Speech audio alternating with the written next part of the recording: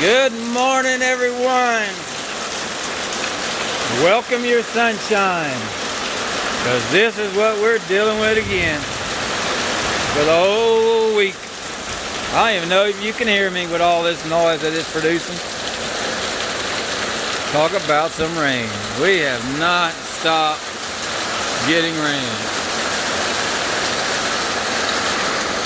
It's even creeping up.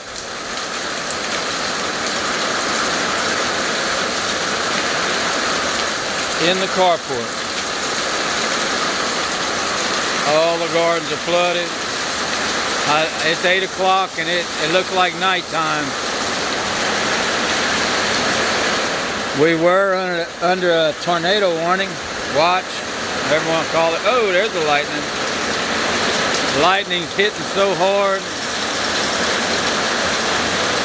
The dogs are all shaking. Oh, here comes some more.